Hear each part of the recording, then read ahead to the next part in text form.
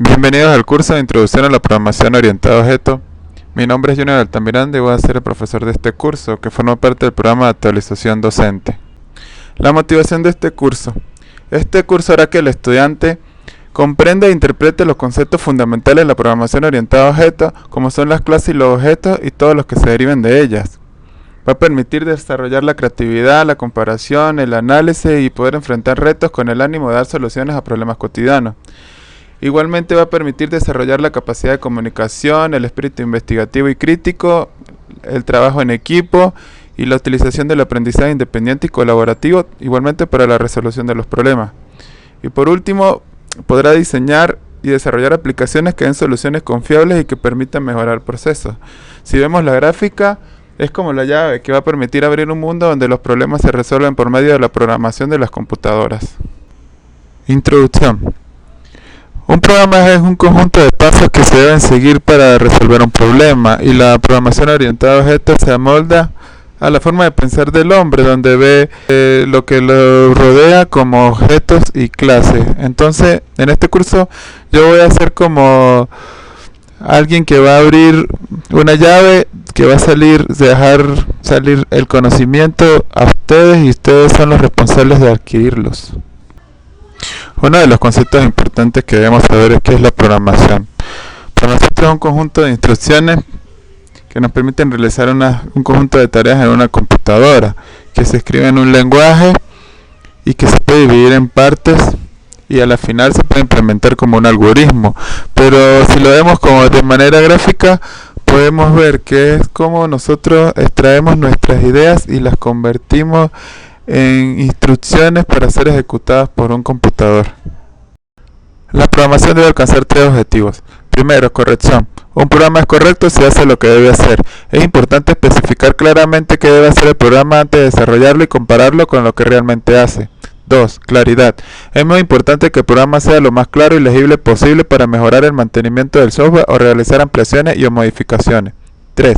Eficiencia. Debe consumir la menor cantidad de recursos posible. Normalmente es el consumo de tiempo y o memoria.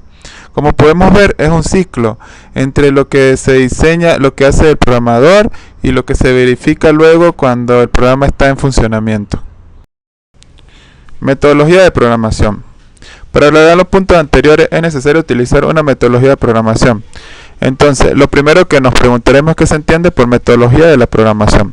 La metodología sería el conjunto de métodos, herramientas que nos sirven para desarrollar programas. Cuando hablamos de herramientas nos estamos refiriendo a tanto aquellos elementos simples que nos encontramos en cualquier lenguaje de programación, tipo de datos, estructuras de control, etc., como el estudio de técnicas, algoritmos voraces, divide y vencerá, etc., para el diseño de algoritmos. Estudios que se realiza atendiendo a criterios de eficiencia y corrección.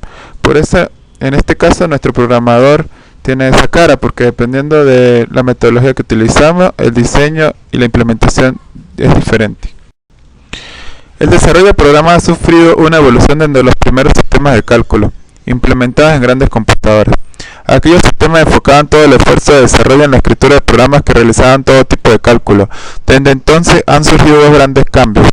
El primero, la aparición del modelo relacional, modelo con una fuerte base algebraica, que supuso el desarrollo y estructuración de las bases de datos. El segundo, sobre los lenguajes de programación, fue la aparición de los lenguajes orientados a objetos. La escritura de programas pasa a ser una tarea no solo de codificación algorítmica, sino también una tarea de estructuración del problema, en la que la abstracción y modelado de objetos juega un papel importante. Como podemos ver, en nuestra nube de lenguajes de programación, el más utilizado es el C++. Para la escritura de los programas es muy importante transformar el algoritmo en un código que pueda ser entendido por la computadora. También es necesario estructurar el problema en entrada, proceso y salida, y luego aplicar la abstracción y el modelado de objetos para conseguir la solución. Pero lo más importante es ver que la programación es adictiva, y también es muy divertida por el proceso de creación. Clase. Cuando se crea un programa en un lenguaje orientado a objetos, se define una plantilla o clase que describe las características y el comportamiento de un conjunto de objetos similares. La clase automóvil describe las características comunes de todos los automóviles, sus atributos y su comportamiento. Los atributos o propiedades se refieren a la marca fabricante, el color, las dimensiones, si tienen 2, 3, 4 o más puertas, la potencia, si utilizan como combustible la gasolina o el gas. El comportamiento se refiere a la posibilidad de desplazarse por una carretera, frenar, acelerar, cambiar de marcha o girar. Objeto. Una instancia de objeto de una clase es una representación concreta y específica de una clase. Estos objetos interactúan uno con otro en contraposición a la visión tradicional en la cual un programa es una colección de subrutinas, funciones o procedimientos o simplemente una lista de instrucciones para la computadora. En este caso, un objeto sería un automóvil. Por ejemplo, el automóvil propio de una determinada marca, color, potencia, el automóvil del vecino de otra marca, de otro color, el automóvil de un amigo, etc. La programación orientada a objetos tiene 5 pilares: abstracción, encadenamiento, herencia y polimorfismo. Abstracción. La abstracción es una especificación del objeto sobre algunos de los detalles o propiedades del mismo mientras suprime a otros.